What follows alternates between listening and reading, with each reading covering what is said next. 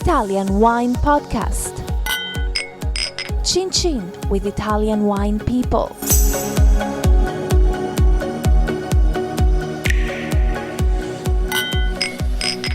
This podcast is brought to you by Native Grape Odyssey. Native Grape Odyssey is an educational project financed by the European Union to promote European wine in Canada, Japan, and Russia. Enjoy. It's from Europe.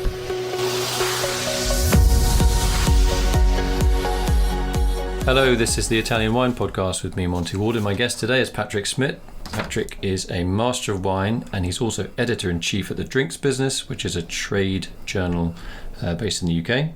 And Hong Kong. And he also chairs the publication's annual awards program. Anyway, it's a long list of stuff. Anyway, he's editor-in-chief at the Drinks Business. There we go. Thanks, Monty. So how did you get into wine? That wasn't your first career, was it? No, my plan was to be a landscape architect, and that never came off. You're the first person in the wine trade I know that wanted to be a landscape architect. What is a landscape architect? It's essentially a technique to hide architects' mistakes using plants. That's the way I saw it. My father's an architect, so I'd spent many years looking at some of his designs and thinking I'd rather work with plants than bricks. So you were a bright lad, you went to Oxford University, you passed your Master of Wine first time round. Yeah. So essentially the plan was to go into landscaping and retrain as a landscape architect, but I ended up writing about horticulture, got into journalism that route, enjoyed writing, moved from writing about plants to writing about booze, and sort of stuck with it. Okay, so the Drinks Business covers not just wine but other drinks as well. Yeah. And what is your audience in the UK for that?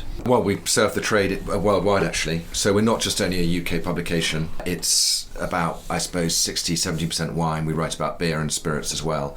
Because of my passion for wine and our history, we've kind of been more biased towards wine, but we do have another publication called the Spirits Business. So that takes some of the kind of emphasis away from spirits, allowing us to write more about wine. So what are the common trends in the drinks industry in general that where wine is following, and the general trends where wine is really out on its own? We've just printed, this isn't meant to be a big plug for the Drinks Business, but it's relevant to what I'm about to say. We've just printed our 200th issue of the magazine. And as part of that, the best way I could see to market was to look back over the trends of the last 17 years, which is when we started the Drinks Business. And the one that I felt was the most prominent, that encompassed wine, but also all drink sectors, was sustainability. Really? And I think essentially it's really the trend of the last 10 years, and will be the trend of the next 10 years, will be the embrace of more sustainable approaches to producing and marketing and selling and distributing wine. So what about the approaches that you're seeing at the moment in terms of drinks companies across the board marketing themselves as sustainable or doing sustainable stuff? Well, it fits into so many different spheres, and I deliberately use the word sustainable rather than any other term. Well, like organic, biodynamic, exactly. Natural. But it obviously encompasses the production element very strongly, and the way that you particularly treat your soils so that you can grow a crop in the future. Quite frankly, if you're destroying your soils, you're destroying the very basis of your raw material. But sustainability could encompass transport particularly. I think the biggest proportion of certainly carbon emissions comes from the shipping of wine rather than the production of wine, but also packaging. There's an ethical element as well, the way you treat your staff, the way you manage your business. So it encompasses all elements, but essentially there are two parts to it. One being sustainable, you've got to be economically sustainable as well to survive. So it's about profitability in the wine industry in the long term, but it's also about the consumer. Quite frankly, my view is that consumers looking more closely at the way things are produced. If they're not produced sustainably, if they're not produced with an ethical and environmental aspect in mind, then quite frankly I don't think consumers will continue to buy them. Right, in terms of Italy and Italian wine, what is the market like in the UK, and what is the potential for growth you think, and where will that growth come from? The market for Italy in the UK is unbelievably strong at the moment, but I think there's probably one overriding reason for that, and that's Prosecco.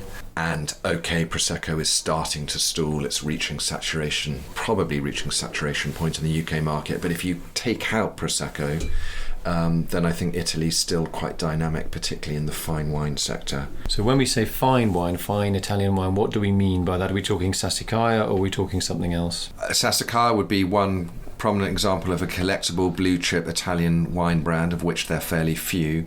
I would say fine wine at the Drinks Business, we just define as anything for which there's a secondary market, anything that's traded after initial release. But if you take the retail model, anything over £20-25. And I think Italy is playing very well in the sector of moneyed, engaged wine consumers, because there's so much to talk about, so much to love from Italy. So it's not just about fancy, beautiful Italian packaging, it's the story behind it. Is that a story of native grape varieties, or a story of family histories, or something else? I think it's native grapes, and I think it's regions, and I think it's also the fact that fine wine from Italy, or great wines from Italy, are distinctive, and they're very hard to replicate. Yeah, okay. So when you say obviously distinctive, is that because of the varietals that are available, or the styling? It's because they are identifiable. If you have a blind tasting and you try something like an Arello Mascalese or a Sangiovese from parts of Tuscany, they really are specific to that one source, and you don't find those same tastes, those same profiles of wines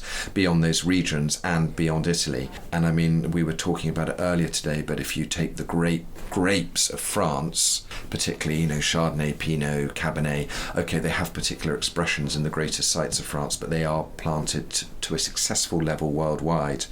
Whereas for some reason, the great native grapes of Italy, when they're transplanted from their home regions, don't seem to perform to the same degree, or certainly the same style. So they've got that USP. I think so. And what are the pitfalls that they fall into when they're marketing or selling these wines? Got any suggestions? Well, in terms of strangely, branding? the usual criticism against the wine world, and particularly the Italian wine world, is that it's fragmented, it's diverse, it's complicated. But actually, the trends I'm seeing at the moment is more of an embrace and a celebration of the niche, the eclectic, eccentric, diverse and distinctive. If anything, people are looking for more detail, something that's more singular. So that actually plays into Italy's hands. So in the way you deliver your journalism, you have a print edition still, and you obviously have your own website. How does that work in terms of monetizing? Oh, the big question. Can you make money out of the web? Essentially, my view is that we are a publishing brand, and like any brand, you want to do everything you can to raise awareness, and by raising awareness you increase your value. And the best way we have found to raise our awareness globally is using the web, and not just our website, but the various social media sites and tools that anyone could list.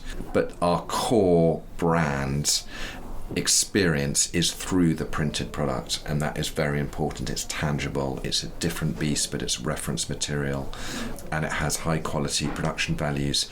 And strangely, 10 years ago everyone was talking about the death of print.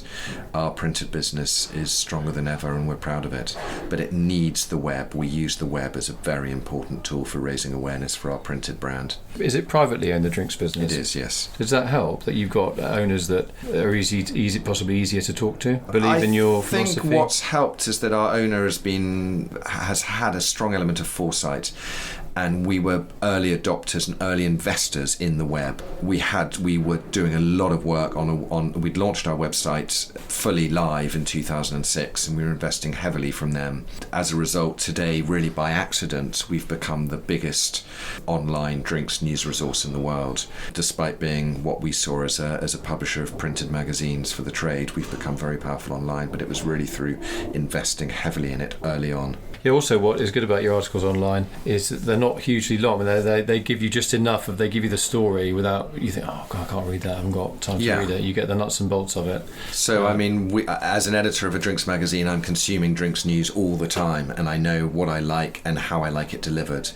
And I try and, as a consumer of news, try and replicate that with the news that we then produce on the drinks business. And it should be exactly that. It should be something that's reference material, that's quick to absorb, that has facts, that's accurate, and hopefully is engaging as well. We do pursue a technique of really generating news. It's not just reproducing PR material. Sometimes that does invite criticism, but it also invites comment and page views, which is important. Okay, final question about your personal interests. You're into real tennis. Right. You describe it yourself as the archaic sport of real tennis. What is real tennis, and how is it different from normal tennis? It's the most extraordinary sport. It's the historic form of tennis, and it's played indoors, and it uses a very old wooden racket. It uses very heavy cloth balls that have to be made by hand, and it's just it's consider the chess of racket sports.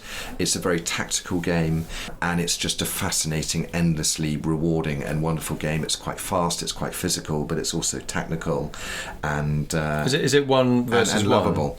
You can play doubles or singles. I mostly play singles because I like to work up a sweat. How long does the game last? If you're playing me, an hour is the standard. Yeah. So you play for an hour, and at the end, whoever's got the most points or something is the winner. So it's scored the same way as tennis in terms of 15 love, 30 love, deuce, 40 all.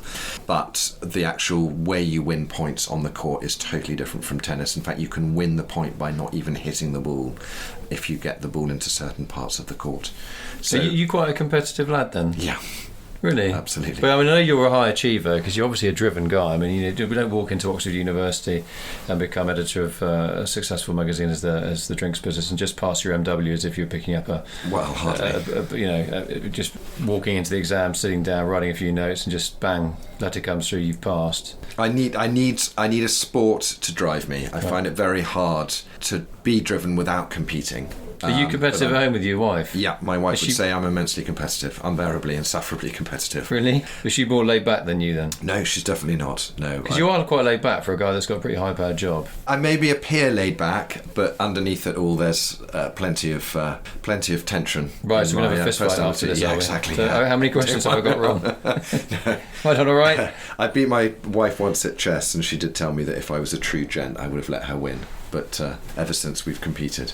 Right, so it's interesting. You've got a competitive family. I suppose it's sort of driven, but also driven doing nice things. Yeah, my wife's not sporty, but I compete with my brothers and friends on that front. Who does the garden? You landscape architect. Is that your beat or is that your wife's? The garden should be me. There's not much time for it. I poured a lot of time and a lot of emotional effort and energy into one garden, and we sold the house, and I made the mistake of going back afterwards and seeing what the subsequent owner did to it, and I decided after that I wouldn't become too attached to a garden ever again. I get where you're coming from. I've done that with a garden as well. It's painful. It is painful. You put all that, and it's just painful. Like thinking about the plants that you've nurtured, and somebody else comes, I don't like that, and they rip it all up. Totally. Yeah. Anyway, that's a rather elegiac note to end on, I think. Thanks, Monty. So thinking about those poor plants that have been uprooted. I want to say thanks to my guest today, Patrick Schmitt, Master of Wine, Editor-in-Chief at the Drinks Business. You'd never employ me, would you? Just such unprofessionalism. There's a reason I work for your rivals. Thanks very much for coming in today, Patrick.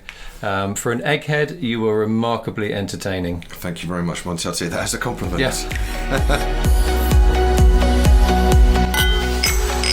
This podcast has been brought to you by Native Grape Odyssey, discovering the true essence of high-quality wine from Europe. Find out more on nativegrapeodyssey.eu. Enjoy. It's from Europe. Follow Italian Wine Podcast on Facebook and Instagram.